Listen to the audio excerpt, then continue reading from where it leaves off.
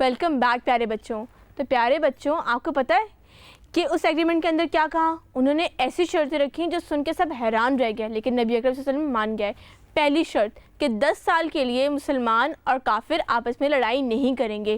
دوسری شرط کہ جو بھی جس کی صلح میں شامل ہونا چاہے شامل ہو سکتا ہے, یعنی کچھ لوگ چاہیں تو مسلمس کے سائڈ پہ ہو جائیں, کچھ لوگ چاہیں تو کفار کے سائڈ پہ ہو جائیں, کوئی مسئلہ نہیں ہے, صلح رہے گی آپس میں, کوئی بھی پارٹی کسی کو بھی جوائن کر سکتی ہے.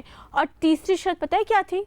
سب سے خطرناک شرط کہ اگر کوئی مسلمان, مکہ میں مسلمانوں پہ ظلم ہوتے تھے, مارا جاتا تھا, پیٹا جاتا تھا, کہ اگر کوئی مسلمان مکہ سے چھوٹ کر مدینہ آئے گا تو مدینے والے اس کو واپس کر دیں گے, وہ اس کو رکھ نہیں سکتے. لیکن اگر کوئی مدینہ سے مکہ آنا چاہے گا تو اس کو چھوڑ دیا جائے گا, اس کو نہیں روکا جائے گا. کیا یہ شرط مشکل نہیں تھی کہ اگر آپ کا پیارا بھائی آئے اور آپ سے کہے کہ میں آ گیا ہوں وہاں سے بھاگ کر اور میری جان بچ گئی ہے, مجھے رکھ لیں, تو کیا آپ اسے منع کر سکتے ہیں؟ لیکن انہیں منع کرنا پڑے گا. جب یہ شرط مسلمانوں نے سنی تو مسلمانوں کو بہت غصہ آیا, لیکن نبی اکرم صلی اللہ علیہ وسلم کا وزڈم تھا, انہوں نے کہا نہیں, ہم اس پر ہاں کریں گے. کہا جاتا ہے کہ حضرت علی نے یہ معاہدہ تحریر کیا. جب یہ معاہدہ تحریر کیا تو انہوں نے لکھا بسم اللہ الرحمن الرحیم, اور بعد میں آگے لکھا کہ محمد اللہ کے رسول یہ معاہدہ کرتے ہیں. تو جو کافر وہ ایگریمنٹ کرنے کے لیے آیا تھا, اس نے کہا کہ اگر ہم یہ بات مان لیں کہ آپ اللہ کے رسول ہیں تو ہمارا اور آپ کا جھگڑا ہی ختم ہو جائے گا, تو آپ اس کو مٹائیے. حضرت علی نے اس کو مٹانے سے انکار کر دیا کہ میں یہ بات نہیں مٹا سکتا. تو کہا جاتا ہے کہ نبی اکرم صلی اللہ علیہ وسلم نے اپنے ہاتھ سے مٹایا. اس کے بعد پتہ ہے کیا ہوا؟ اس کے بعد جب کوئی بھی مسلمان آتا تھا مکہ سے جان بچا کے, اور تمام مسلمان جو ہیں اس کے بعد بہت دکھی ہو گئے, نبی اکرم صلی اللہ علیہ وسلم نے کہا کہ اپنے اپنے جانور قربان کر دیں. کوئی اپنی جگہ سے ہلا تک نہیں کہ ہم اتنے شوق سے آئے تھے, اتنے دن سے انتظار کر رہے تھے, سب بہت دکھی تھے. تو حضرت محمد صلی اللہ علیہ وسلم کی وائف ام سلمہ نے انہیں مشورہ دیا کہ آپ ایک کام کریں, آپ جا کے جب اپنا جانور قربان کریں گے تو سب قربان کر دیں گے. وہ گئے اور جا کر انہوں نے اپنا جانور قربان کیا, تمام مسلمانوں نے اپنے اپنے جانور قربان کیے اور وہ واپس مدینہ چلے گئے. ایگریمنٹ میں یہ تھا کہ اب وہ اگلے سال آئیں گے عمرہ کرنے کے لیے, اس سال انہیں اجازت نہیں دی جائے گی, اور وہ خاموشی سے چلے گئے. اس کے بعد پتہ ہے ایک بڑے مزے کی چیز ہوئی, وہ یہ ہوئی کہ جب بھی کوئی مکہ سے بھاگ کے مدینہ آنے کی کوشش کرتا تھا تو کیا ہوتا تھا, وہ اسے پناہ نہیں دیتے تھے. ان میں سے ایک صحابی نے ایک ڈیسیجن لیا, انہوں نے جو ان کو پکڑنے کے لیے پیچھے سے مکہ کا بندہ آیا تھا نا, اس کو مارا, اور مارنے کے بعد جا کے سمندری علاقے کی طرف چلے گئے. اور وہاں پہ آہستہ آہستہ جس نے بھی سنا نا کہ وہاں پہ کوئی انسان گیا ہے بھاگ کے, سب بھاگ کے وہاں جمع ہونے لگ گئے. جب وہ وہاں جمع ہو گئے تو پتہ انہوں نے کیا کیا؟ انہوں نے یہ کیا کہ مکہ کا کوئی بھی قافلہ گزرتا تھا وہ اس پہ اٹیک کر دیتے تھے, اور انہی کافروں کو لوٹتے تھے اور جا کے ان کے ہی مال کو استعمال کرتے تھے. تو پھر کفار بہت تنگ آ گئے, کفار مکہ بہت تنگ آ گئے. انہوں نے کہا کہ ہم معاہدے میں سے یہ والی شکی ہٹا رہے ہیں, آپ ان سب کو مدینہ میں رکھ لیں. تو یہ بھی مسلمانوں کی کیا ہوئی؟ جیت ہوئی. جب 10 سال کے لیے ان کے اندر وار ختم ہوئی تو پتہ ہے کیا فائدہ ہوا اس سے فائدہ یہ ہوا کہ مسلمانوں کو انٹرنیشنل لیول پہ جا کے تبلیغ کرنے کا ٹائم ملا.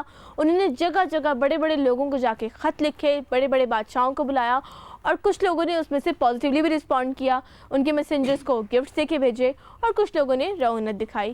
تو at the end of the day یہ جو معاہدہ تھا مسلمانوں کے لیے بینیفیشل ثابت ہوا یا نقصان دہ ثابت ہوا؟ ایک تو ان کے تمام لوگ بھی ان کے پاس واپس آ گئے, ان کو جنگ سے بھی 10 سال کے لیے نجات مل گئی, ان کے سر سے جنگ کا خطرہ ٹل گیا, انہیں پھلنے پھولنے کا موقع ملا. انہیں انٹرنیشنل لیول پہ جا کے انہوں نے نجاشی کو خط لکھا, انہوں نے بڑے بڑے بادشاہوں کو, روم, فارس, تمام لوگوں کو خط لکھے. اس طریقے سے اسلام کو پھیلنے کا موقع ملا, ان کو ایک ٹائم ملا اپنا ٹائم ڈیڈیکیٹ کرنے کا. تو پیارے بچوں آپ یہ سمجھیے کہ اگر ایسا ہو کہ کوئی آپ سے لڑنے کے لیے تیار ہو, ٹھیک ہے, ہر وقت, تو آپ مینٹلی ڈسٹرب ہوں گے. کوئی آپ کا ایک بھائی یا بہن ایسا ہے جو آپ کو لگتا ہے کہ ہر وقت آپ کو غصے سے دیکھ رہا ہے اور آپ سے لڑنے کے لیے آنے والا ہے, تو کیا آپ آرام سے اپنا لیسن یاد کر سکتے ہیں, اپنا ہوم ورک کر سکتے ہیں؟ آپ کا دماغ کہاں رہے گا؟ اس کی بات پر.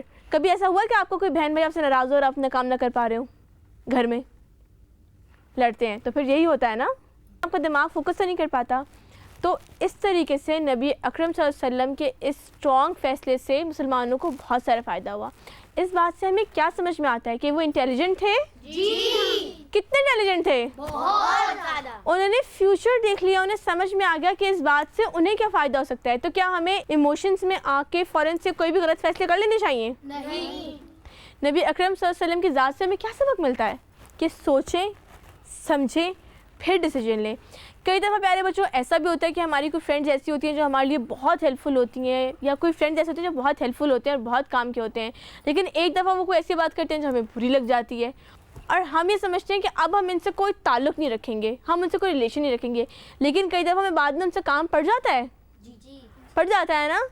تو ہمیں چاہیے کہ ہم بھی اپنے فیصلے سوچ سمجھ کے لیں، آگے فیوچر دیکھ کے لیں، اور نبی اکرم صلی اللہ علیہ وسلم کی ذات سے بہت کچھ سیکھیں. تو پیارے بچوں، آج کی اسٹوری سے ہمیں یہ سمجھ آیا کہ ہمیں اللہ سبحانہ وتعالیٰ کے گھر کی زیارت کا ارادہ کرنا چاہیے، اور اگر اس میں کوئی رکاوٹ ہے تو اس کو دور کرنے کی کوشش بھی کرنی چاہیے.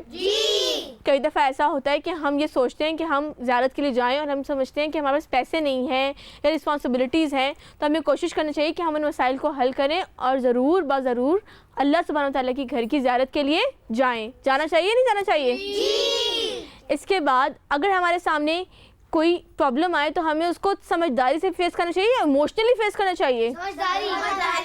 کیسے فیس کرنا چاہیے؟ نبی اکرم نے کیسے فیس کیا تھا؟ ایموشنل ہو کے انہوں نے یہ کہا کہ یہ کیسے ہو سکتا ہے، انہوں نے جا کے اٹیک کر دیا ان لوگوں کے اوپر؟ اٹیک کیا؟ انہوں نے جو بھی شرطیں رکھی لگ رہا تھا کہ بظاہر مسلمانوں کی انسلٹ ہے، لیکن کیا انہوں نے اس کو ایگو پہ لیا؟ اس کے بعد انہوں نے کیا کیا؟ کیا انہوں نے فیوچر کا فائدہ دیکھا؟ تو پیارے بچوں، آج ہمیں اسٹوری سے بہت سارے لیسنز ملے، تو ہم اس کو اپنی زندگی کے اوپر اپلائی کریں گے. دوبارہ میری آپ سے انشاءاللہ ملاقات ہوگی. تو پیارے بچوں، میں امید کرتی ہوں کہ آپ کو بھی اتنے لیسن سمجھ میں آئے ہوں گے، اور آپ کو سمجھ میں آیا ہوگا کہ نبی اکرم صلی اللہ علیہ وسلم صرف صادق یا امین نہیں تھے. ہم نے ان کی ذات کو صرف ان 2 لفظوں تک محدود کر دیا ہے. وہ ایک بے انتہا اچھے لیڈر تھے، ان کو اسٹریٹجی بنانی آتی تھی، ان کو پبلک ڈیلنگ آتی تھی، ان سے اچھی کمیونیکیشن کسی کی نہیں تھی. وہ کول ہیڈڈ تھے، وہ جانتے تھے کہ کس وقت کیا فیصلہ مسلمانوں کے لیے صحیح ہوگا. وہ ایموشنل نہیں ہوتے تھے بلکہ ریشنلی فیصلے کیا کرتے تھے، دیکھا کرتے تھے کہ مسلمانوں کا فائدہ کس چیز کے اندر ہے، اور وہ دور تک کی نگاہ رکھتے تھے.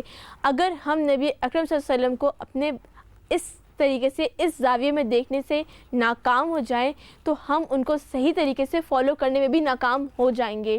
ہمیں اپنے بچوں کو یہ بتانا چاہیے کہ وہ کیا تھے، اور یہ ہمارے بچے بڑے ہو کر ان کو فالو کر کے بھی کیا کچھ بن سکتے ہیں، زندگی میں کیا کچھ اچیو کر سکتے ہیں. تو میں امید کرتی ہوں کہ آپ کو ہماری یہ کوشش پسند آئی ہوگی. ہم دوبارہ آپ کے لیے ایک نئی اسٹوری لے کر حاضر ہوں گے. تب تک کے لیے آپ کی حسن شرم آپ سے اجازت چاہے گی. اللہ حافظ.